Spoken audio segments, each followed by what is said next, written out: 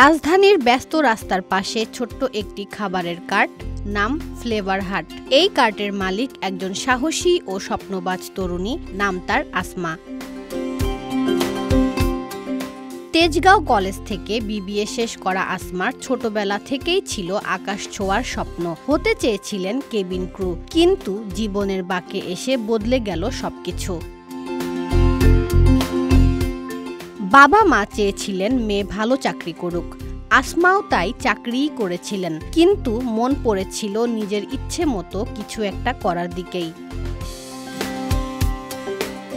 প্রবল ইচ্ছে থেকেই আসমা ঠিক করলেন আর চাকরি নয়, এবার নিজে কিছু করবেন। প্রথমে ছোট্ট একটা ফুড কার্ট দিয়ে শুরু, এরপর সেখান থেকেই এখন ফ্লেভার হাট। তবে শুরুটা সহজ ছিল না। এলাকার পুরনো ব্যবসায়ীরা জায়গা দিতে চাইছিলেন না। অনেক জায়গা খুঁজে অবশেষে ঠাঁই নিলেন এই ভবনটির সামনে।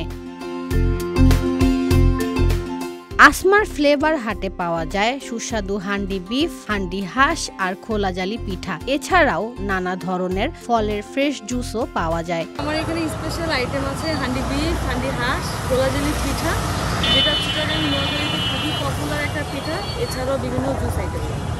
আমাদের এই পিঠাটা যে আমরা বানাই, এটার নাম হচ্ছে খোলাজালি পিঠা। এটার সাথে হাঁসের ডিম মিক্সড করা থাকে। হাঁসের ডিম সামটাইমস হচ্ছে কি অনেক কাস্টমার হচ্ছে কি আগেই রিকমেন্ড করে যে আমাদের জন্য আমরা দল বেঁধে আসবো, মুরগির ডিম রাখবেন, হাঁসের ডিম খাই না, তখন আবার মুরগির ডিমও রাখা হয়। তবে এটা খুবই হেলদি একটা পিঠা। এখানে গরমে বিক্রি কিছুটা কম হলেও শীতকালে কয়েক গুণ বেড়ে যায়। তবে লাভ কিন্তু কম নয়। প্রতি মাসে গড়ে 40 থেকে 50 হাজার টাকা আয় করেন আসমা। এখন তো হচ্ছে একটু ডাল সিজন, তবে আলহামদুলিল্লাহ প্রতিদিন হচ্ছে 2 থেকে 3টা হাঁস যায়। আমার এখানে সিগনেচার আইটেম হচ্ছে খোলাজালি পিঠা, আর আমাদের ভোলার ঐতিহ্যবাহী টক দই, মহিষের টক দিয়ে লাচ্ছি আর কি, যেটা যদি আপাতত অফ আছে, আমরা একদম ডিরেক্ট ভোলা থেকে লঞ্চে করে নিয়ে আসি এখানে। আগারগাঁও পরিসংখ্যান ভবনের সামনের এই একটা কার্টেই নয়, আসমার পরিকল্পনা এখন আরো বড়। ভবিষ্যতে খুলতে চান নিজের একটি রেস্টুরেন্ট।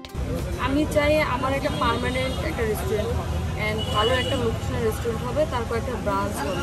অ্যাটলিস্ট আমি সবাইকে দেখাতে চাই যে আমি রাস্তা থেকে শুরু করেও আমি একটা ভালো পজিশনে গিয়েছি। আজকে সবাই সমালোচনা করতেছে, অনেকে আমার ফ্যামিলিগতভাবে অনেকের রেপুটেশন নষ্ট হচ্ছে আমার জন্য, অনেকে ফিল করে।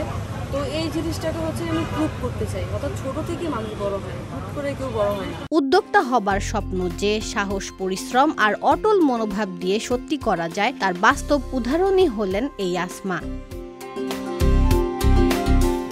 শেখ সাদিয়া, ঢাকা এক্সপ্রেস।